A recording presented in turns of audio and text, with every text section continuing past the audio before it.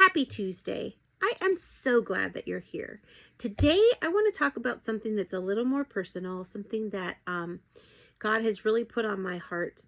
A few weeks ago, or a month ago or so, I was preparing and getting ready to do an interview, and we were talking about how God had delivered me from fear, how God had healed me from depression, and how He walked me through how to heal from panic attacks, taking my thoughts captive, which then in turn, well, I should say, healed me, showed me the steps to heal from panic attacks, which then in turn helped me learn how to take my thoughts captive and live more of that, or live my life more from the perspective or the level of peace and joy that He has promised us. And so as I was doing that, as I was preparing for this interview, God highlighted something to me which was really cool. One of the stories that I tell a lot in my testimony, or that I talk about a lot in my testimony, is in the fall of 2006, I was in a season of my life that I absolutely loved. I had a 6-year-old, I had a 3-year-old, and we had been married. My husband and I had been married for 7 years. I was doing a daycare out of our home. So basically, I was paid to have 6 kids 5 days a week. And we truly treated those children like they were ours. They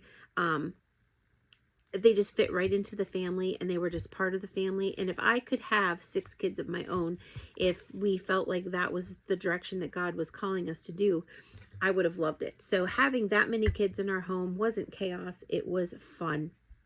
And so I was living my best life back then.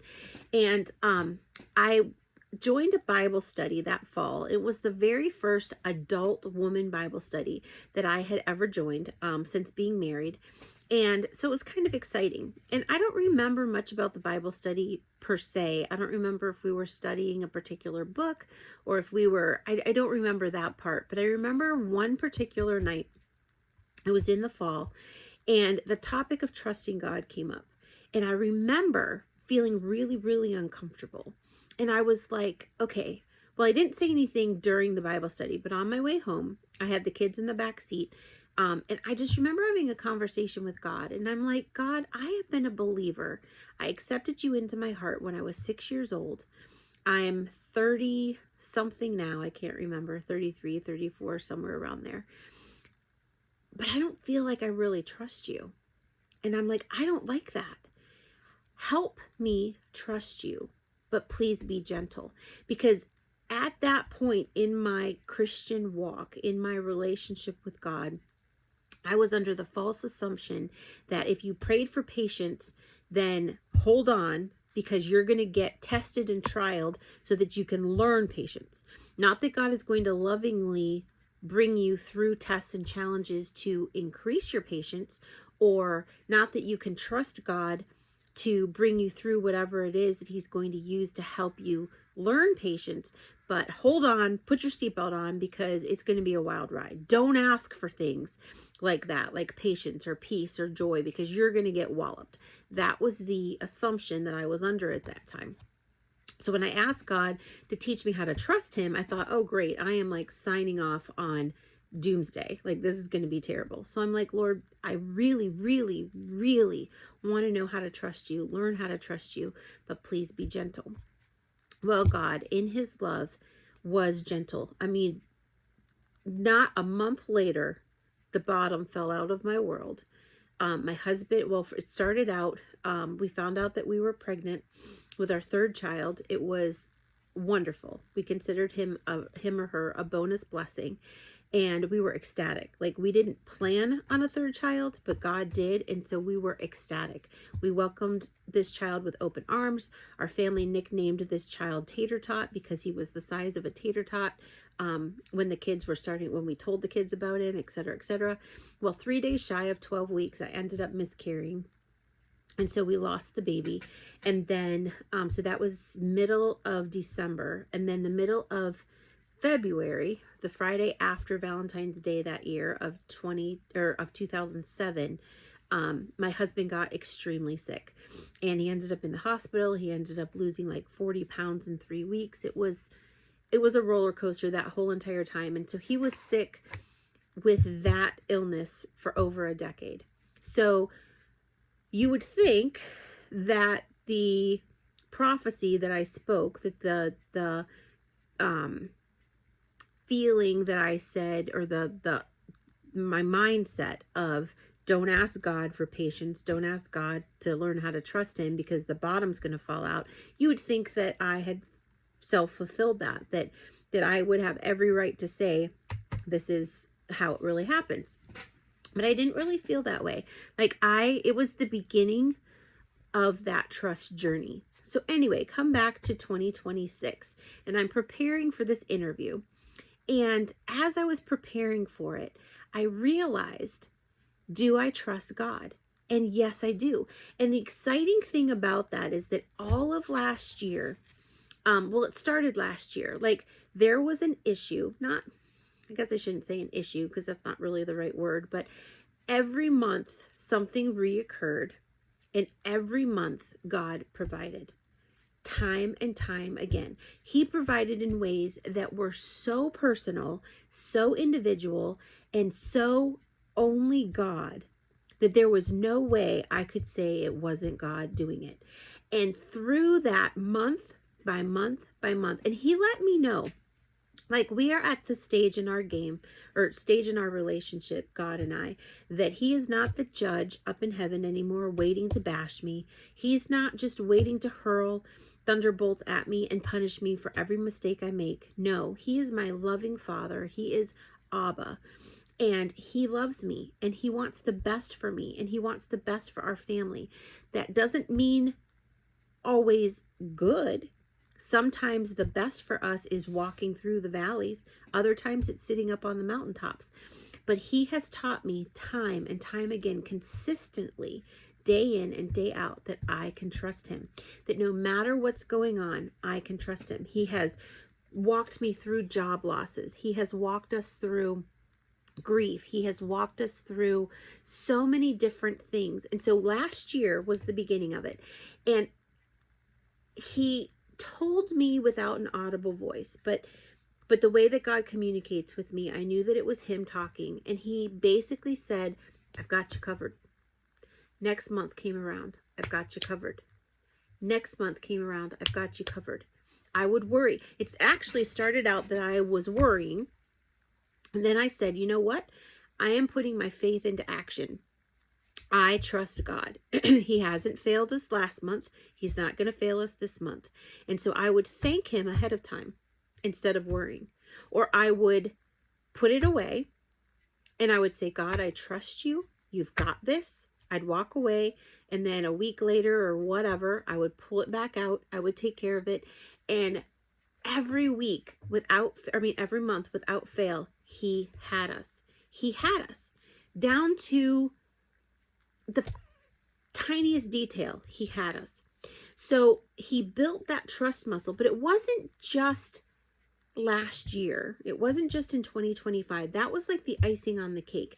It started by me putting my foot in the water and saying, God, I trust you before I see the outcome. God, I trust you. So for example, I lost my job.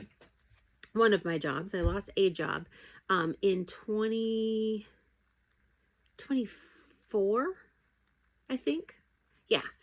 On my birthday, I got an email from a boss saying, as much as I enjoyed having you, I'm going in a different direction. I won't be able to use you anymore. No fault of the boss, no fault of mine. It wasn't that I was doing anything wrong. It wasn't that she was displeased with what I was doing. It was this season is over. And the funny thing about it is that in the spring before that, I was feeling so overwhelmed, and the work-life balance was so off, and it had been off for so many years, that I cried out to God in the spring, and I said, God, you see everything that's on my plate.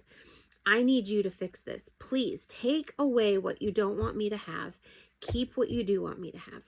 I had an opinion, didn't voice it. I thought it was assumed.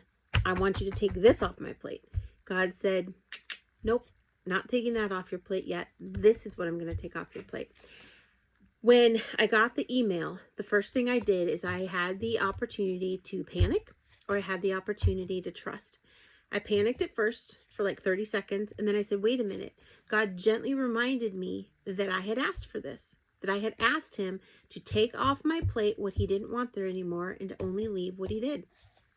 So how could I be upset? How could I be mad? How could I not trust God when I had asked for this back in the spring? So I made the decision and I said, okay, God, I don't understand it. There's a part of me that's still kind of scared, but I am going to trust you. You know what you're doing. You're taking stuff off so that you can open the door that I have been praying about for years. I decided to go for a walk because I love taking walks and just talking to God when I really need to just be with him. I love being out in nature. It's just the fresh air and it just clears my head and it just gives me that opportunity to just be with him. And during that walk, he showed me that he already was providing the income that I was losing. He just ticked off all the boxes. He showed me things that I didn't even think about. So that by the time I came back from that walk, not only was I not upset anymore, but I was now excited because he had given me back more time than I had been asking for. He provided the money that I needed that I would have been losing from the income.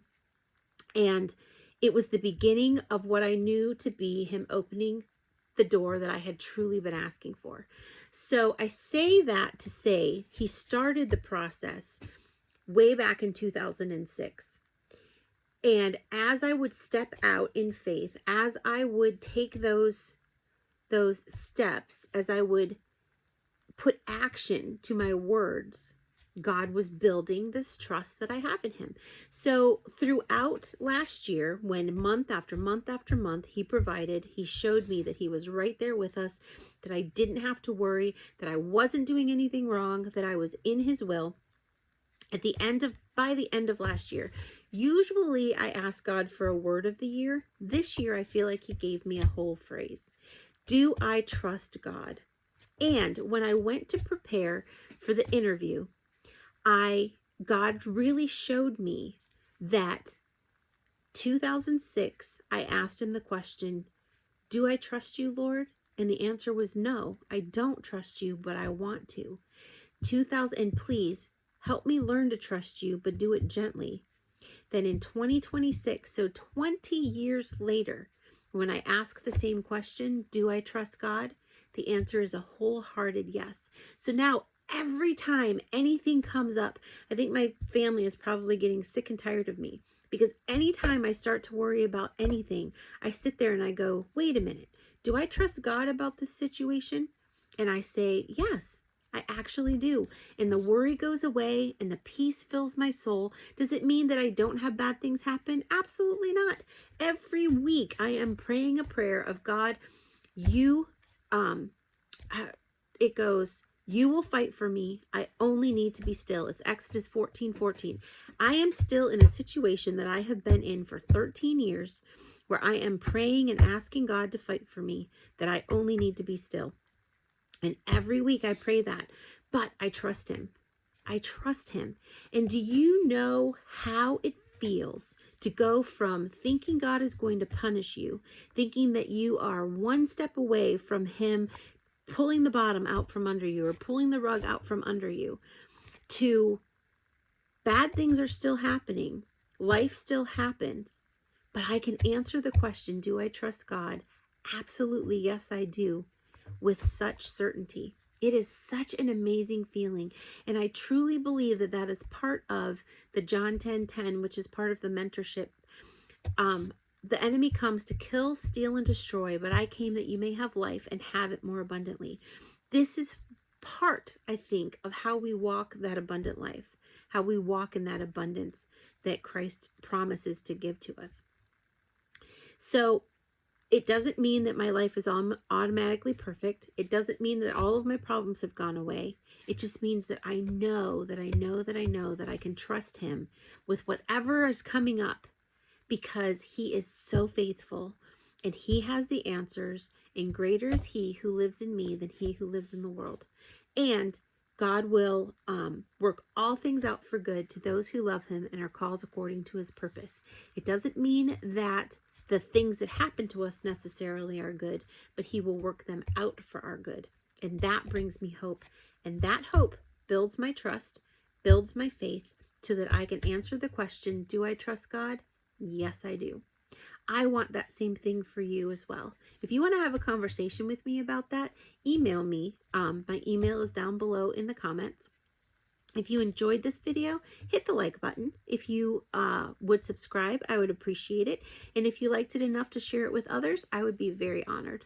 So look down below. You'll see all the stuff that I have to offer for you. And just have a great day. Have a wonderful week. And I will be back here with you next week.